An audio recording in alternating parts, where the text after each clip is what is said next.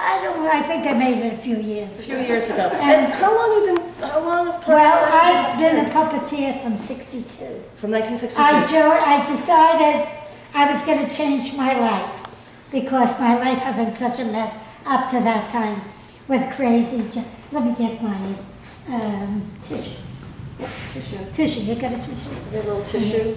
Yeah. Underneath here. Coming up. Coming right up. So your life had been crazy Yeah. up until 1962, and you decided to change everything. Well, and so I found the folk music people, and from the folk music people, I found the puppeteer people, but I was looking around for teachers and I couldn't find them, and they were in school or they were traveling, and finally I looked through a magazine called Popular Mechanics. Oh.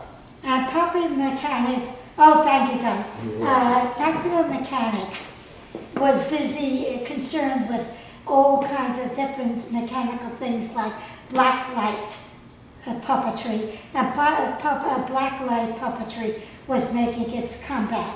Unfortunately, Dorothy Rankin, who was involved with it, got involved with the black light, and we found that there were a lot of poisons in it, and she got very sick from it. However, later on, they were able to straighten it out, but unfortunately, after she got so sick.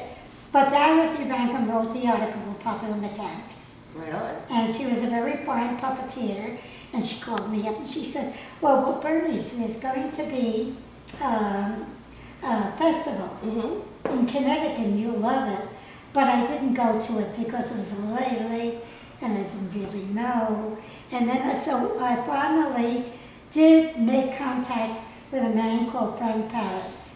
Frank Paris was a very famous puppeteer, made gorgeous puppets, and he did nightclub work. Okay. Nightclub work, and he charged a lot of money because it took him 3 to 6 months before he finished each puppet. And that's what he told me.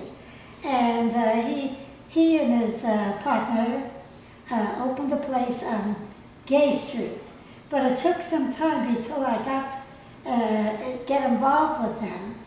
But then they started the New York Puppetry Guild, and all the people who were loose and wandering around New York, and or people that were already established puppets, came down to that first meeting that they had at their new house on Gay Street. And what year was that?